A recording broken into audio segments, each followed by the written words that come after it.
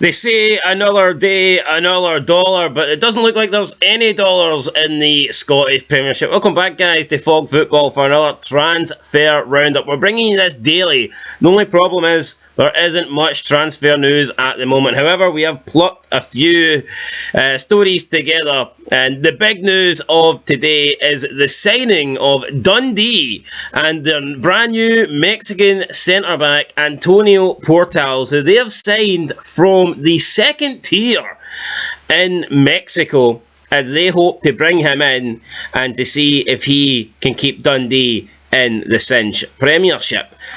Certainly sounds interesting. Will it be interesting though? I'm waiting to find out. You know, it's a good name, and it's better than Stephen Cocker, isn't it? Antonio Portals, you know, it sounds like he could do something. Sounds like a guy though that's not going to like the Tayside weather though. Now, it will be interesting to see how Tony Docherty does. He has basically made his career off being Derek McKinnon's number 2.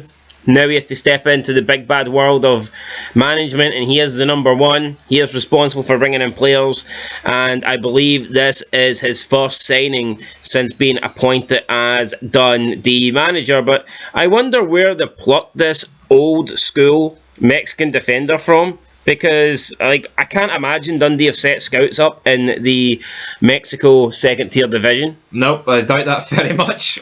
Now, we are waiting on a visa to be granted and international clearance, so I don't know if that means the deal could possibly fold at any moment. Yeah, I think we have to wait to the 1st of July for anything international-wise, so it looks like you've got about 2 weeks to wait on that one, I'm afraid. Which is weird, isn't it? They open the window on, the 16th, but then you have to wait to the 1st for anything outside the UK. Do you agree with that?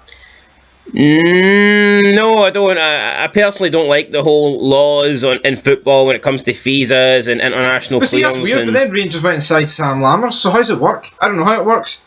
Maybe, unless it's a European thing, and then this guy's going to be it's like a worldwide thing for that. I mean, personally, I think if you can come into the UK on a dinghy boat and stay here in a 5-star hotel, then football clubs should be able to sign anybody they want from anywhere in the world. I think it's crazy. You're doing a high-paying job. I think it's crazy that I don't know if Dundee's high-paying, but point still. I think it's crazy that football clubs sometimes actually can't sign players because of where they are in the world. I don't know. Seems like discrimination to me. But anyway, this is Dundee's first big signing of the season. Tony Docherty spoke about it. He says that he thinks he will be a great addition to the squad. He said, quote, "He is someone who enjoys defending. He's a bit of an old school in terms that he enjoys defending. He's effective in both boxes and has a real ability to play out from the back. He displays real passion and desire in his performances, and I think this is something that will really relate to the Dundee fans," end of quote. So he is coming from his second tier homeland, but he's played for Oaxaca, San Luis and Montero. He made 45 appearances last season and scored 9 goals, which is pretty good for a centre-back. Maybe he takes free kicks. Maybe he takes free kicks, maybe he takes penalties. Bad news for him is Dundee won't be getting many penalties, but if he did go to Rangers, I'm sure he'll be scoring about 20 goals a season. Anyway, there you go. Diego Portales is a Dundee player. It's a done deal, so to speak. It's a done deal! As long as his visa doesn't fall apart at the last moment. Let's move on though to Jamie Mcgrath, the current Dundee United player, or should I say the current Wigan player. His loan deal has finished. I do not think he will be going to Dundee United permanently, with them being relegated. We had Jim Goodwin come out and say that he basically has to change his entire process for the upcoming season because he can't be signing players that he would have signed for the Premier League now that Dundee's in the Championship. And I think Jamie Mcgrath is certainly Premier League quality. So it now looks like we've got Aberdeen and Hibernian are both floating around to try and secure the signature of Mcgrath for the following season. We know that Wigan are in trouble. They're pretty much losing all their players at the moment. So I do think Mcgrath will leave Wigan. It's just a case of whether he will come back to the Scottish Premiership. I think he will. The fact that he was at St Mirren and the fact that he was willing to come back to Dundee United on loan tells me that he is interested in playing in this league. Damn it. And I think it's fair to say Hibernian and Aberdeen are bigger clubs than Dundee United. Absolutely. The prospect of European football as well. I think if Mcgrath is offered contracts from either club, he will sign. Just depends on wages. I think he'll go to Aberdeen. And fees.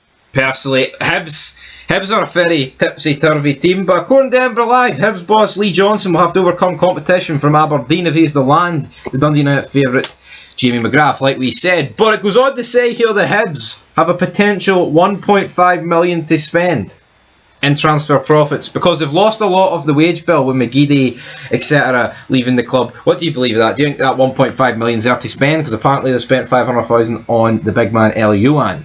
So do you think they're going to be able to spend 1.5 or are they pocketing that? You know what? I would say possibly. I think it's bad times when you think that 1.5 million is just an unrealistic amount for Scottish clubs such as Hibs.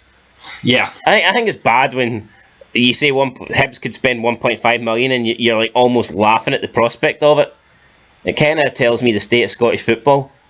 I would like to see clubs like Hibs, Hearts and Aberdeen go and spend like millions on players. Well, Aberdeen did. I don't mean millions, but I mean like maybe a couple of million in a transfer window. And we've seen it with Aberdeen with the Clarkston transfer reportedly rising up to 7 figures. But for Mcgrath, I just wonder, will his connection with Dundee United, could that maybe have any sort of issue with him joining Aberdeen, the new firm derby?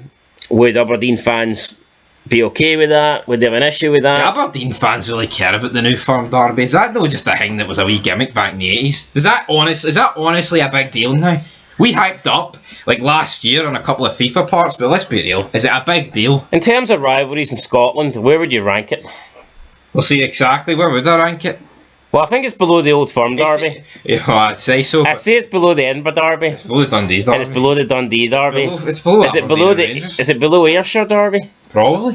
It's not even a derby, man. What is it? It's two teams that had a bit of success in Scotland other than the Old Firm, and they went, "Yeah, we're going to make an Old Firm out of this, but we have to call it the New Firm." What? Well, that firm's been out of business for a while. Speaking of being out of business, Fashion Sakala looks like his move away for Rangers could be out of business. No, didn't he? Well, maybe it was actually. Maybe it was, but yeah, St Pauli chief has denied interest in him. He doesn't want anything to do with it. St Pauli, I think Fashion Sakala's too good for second tier Bundesliga. Is that where they are? I thought they were first tier. I'm pretty sure St Pauli are in the second tier of German football. You're right, you're on the money. I tell you what, right, I think Fashion Sakala's actually got a future at Rangers. I think Michael Beale will be having him in his plans. I think he was one of Rangers' better players last season, and I think he deserves a chance. No, you're right, I think so. I don't know if I don't see him as a main man, but especially in big games, I think he's actually showed up against Celtic. If you get goals and assists when playing shit, then you're doing something right. Yeah, but like, I mean, a lot of some Rangers players will get criticisms for not really turning up against Celtic. Some people say Tavernier's never turned up, even though he scored 2 goals in one of the Old Firms this year. Tillman got a lot of criticism for not turning up. The one thing I don't think you can say about Sakala is that you can't say he hasn't turned up in Old Firm games. Cause, he has missed a lot of open nets. Well, yeah. He turns up in terms of energy, but you could argue he bottles a lot of chances. He puts 100 in. Maybe he just doesn't like cups. Aye, maybe. I don't know. I like Sakala, but he's only interested in winning leagues. There you go. Fashion Sakala. He's a league player, not a cup player. If he could just... Beale needs to sit him down and work on his end product, man, and he could be deadly. Best player in the league, honestly, was paid. See if they sort out Sakala's touch, could he not be the best player in the league? I think he'd be up there, the guy. Easily. And moving on... I'd say he's the fastest player in the league. Moving on, him and Maida, I think, pretty close, but and they're both equally shy at finishing, so that's true. Moving on to the last bit of news we got today, it's Conor Hazard. He could potentially be on the move to Aberdeen. We had Aberdeen chairman Dave Cormack. What a guy! He was tweeting. It's nice to see him tweeting and not crying. I'll never forget that. It is a bit of desperate news when this guy tweets the name. I mean, so he just tweeted Conor Hazard, and he's like, "Oh, sometimes accidentally, when I'm doing my research, I just type it into Twitter and post it." I'm fucking dead on. I'm not buying that wit. So looks like Dave Cormack was caught with his pants down here. I'm assuming he is looking to bring Conor Hazard in as a backup for the upcoming season, or it's one of Aberdeen's transfer targets, and he leaked it himself apparently by publishing a tweet. Yeah, he says, "I thought I was searching, and I actually ended up replying to Alan Burrows, who the fuck he is." Right, Dave Cormack, put the fucking phone down and get off Twitter. I mean, could you imagine, like, a Premier League, like Arsenal, Edu, I think he's the director, or like tweeting, Kylian Mbappe to some fucking bum on Twitter. My Google search sums up Scottish football. Anyway, will we see Conor Hazard make the switch from Celtic to Aberdeen next year? We will find out. Is Kyle LaRue's on loan at Aberdeen? I believe he is, isn't he? Yes. I think he had a fantastic season. If I was Aberdeen, I would spend some of that money they got for qualifying for Europa League, and I would try and get him on a permanent deal. For me, I think he was probably goalkeeper of the season. He was my goalkeeper of the season. He was better than Joe. So, if I was Aberdeen, that is a transfer that I would try and make permanent over... Well, it doesn't matter when they do it, just do it before the start of the season. Anyway, guys, that's it for your transfer news for the 18th of June. Like I said, very, very quiet, but I think you'll find that happens in football sometimes. You only need one big transfer, and then it just escalates, and all of a sudden, the entire Scottish League spending millions. Alright, that probably ain't going to happen, but hopefully it does happen. Maybe we'll be spending peanuts, but at the moment, not a lot's happening. We'll keep you updated tomorrow. Any major transfer news throughout the day, we'll keep you updated, and then tomorrow night, of course, we'll come at you again with another transfer roundup video. That's it, guys. Let me know your thoughts down below. Dundee have signed Antonio Portals, and I guess we'll find out if he's any good or not. Catch you in the next one. Peace.